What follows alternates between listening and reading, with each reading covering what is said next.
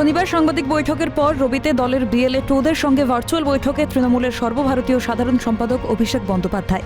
এই বৈঠক থেকেই এসআইআর এর কাজে প্রত্যক্ষভাবে যুক্ত বিএলএদের প্রতি কৃতজ্ঞতা ব্যক্ত করেন অভিষেক।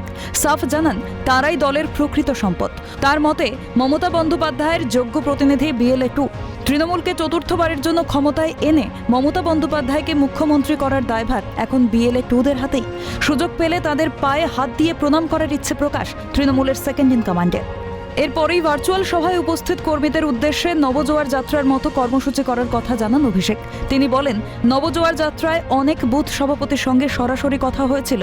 এসআইআর হয়ে যাওয়ার পর বা মমতা বন্দ্যোপাধ্যায়ের চতুর্থবার মুখ্যমন্ত্রী হয়ে যাওয়ার পর এমন একটা কর্মসূচি করব যাতে সকল বিএলএ 2দের সঙ্গে দেখা করতে পারি, পায়ে হাত দিয়ে প্রণাম করতে পারি, সেই চেষ্টাই করব।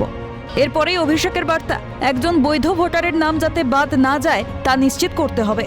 ঠিক এই কারণেই প্রত্যেক এসআইআর শুনানি কেন্দ্রের পাশে হবে তৃণমূলের সহায়তা শিবির, ঘোষণা অভিষেকের। শনিবার এসআইআর এর দ্বিতীয় পর্বের শুনানির প্রথম দিন ছিল। অসুস্থ বয়স্কদের শুনানিতে টাকা নিয়ে প্রবল বিতর্ক শুরু হয়, যা নিয়ে সোচ্চার হয় তৃণমূল। মানুষকে হেনস্থার মুখে ফেলছে কমিশন, অভিযোগ তুলে সামাজিক মাধ্যমে পোস্ট করা হয় শাসক শিবিরের পক্ষ থেকে। ঠিক সেই কারণগুলোকে মাথায় রেখেই শুনানি কেন্দ্রের পাশে তৃণমূলের সহায়তা শিবিরের ঘোষণা অভিষেক বন্দ্যোপাধ্যায়ের।